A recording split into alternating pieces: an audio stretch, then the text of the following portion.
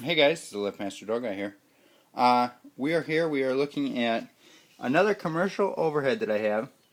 This is an overhead door, model JST.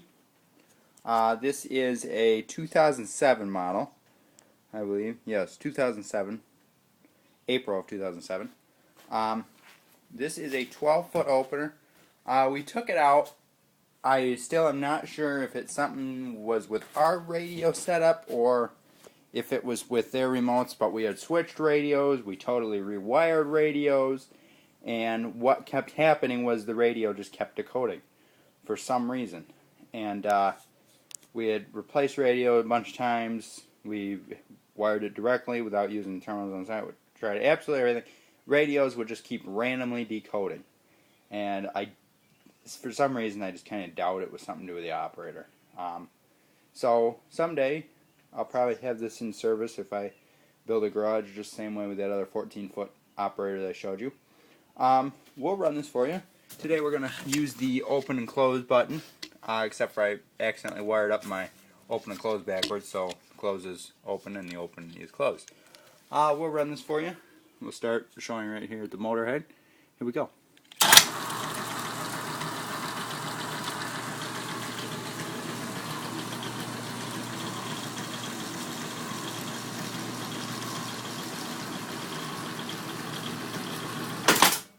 This is a very, very quiet, very solid built unit.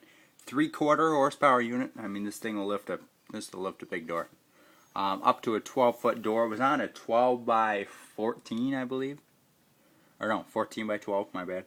It was on a 14 by 12. But I'm sure this would lift. I mean, this would lift a huge door. This is a strong unit. Here's the inside. I don't know if you can really see it too well.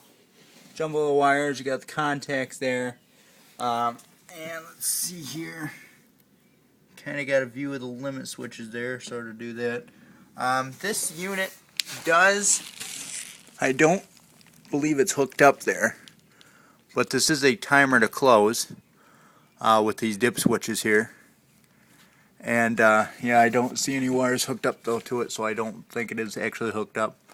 And you can see the connection for down and up, common and stop right there. They're marked there. Power, and there's not a whole lot to these operators really. We're going to be taking, well, I don't know if we're going to be taking one out or if we're just going to be changing the board in it.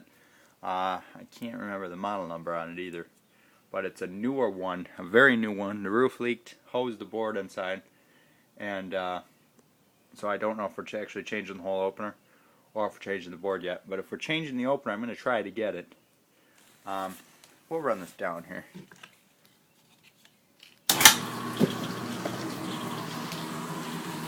Very smooth unit.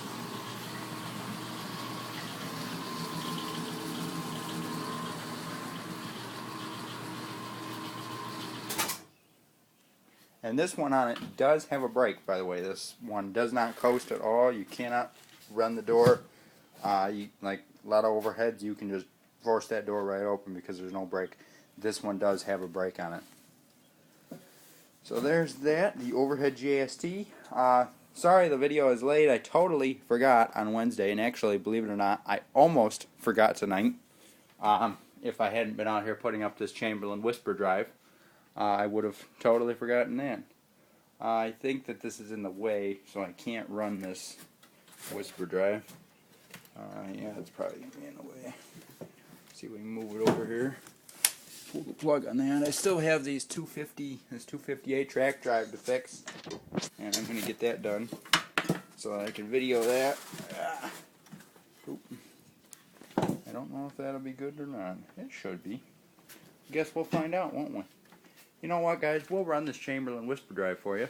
This is where I keep all my GDO stuff. It's raining today. It's crappy weather, so that's why I didn't do it outside on the ramp. I hope this video comes out good. Here we go with the Whisper Drive.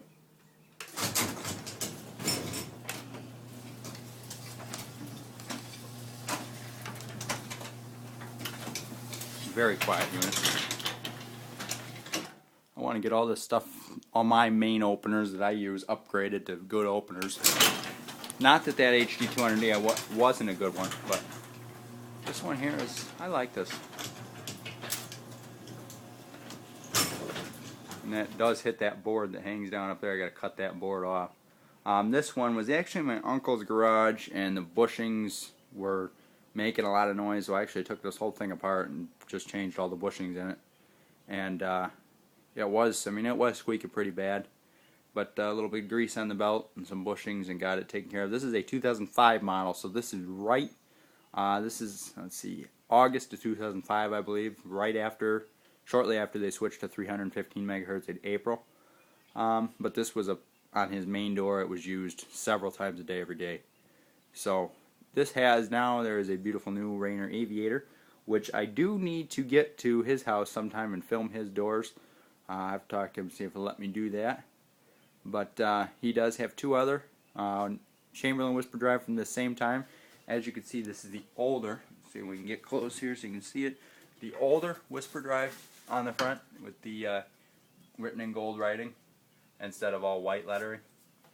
And square rail, yes, the square rail, these were on 8-foot doors, and the square rail, that 5-piece rail that came with it, I could not find. I'm sure that we probably threw away the 7-foot piece when we bought the 8-foot extension. So we didn't have that, so I had to use the 3-piece square rail off one of my old Craftsman's, and it was actually from a chain drive, so I just put all the belt drive stuff on it, and got that running. There's the HD200D back there. As you can see, my pile of videos is dwindling, but I still do have a few that I need to make. I've got that old Genie back there, a couple lift doors, and Sunday we'll have another video for you. But otherwise, I gotta clean this mess up now. So check back soon. Check back Sunday. I will remember Sunday's video, but next week, as long as I remember, it will be on Wednesday. So check back this Sunday and subscribe to the channel.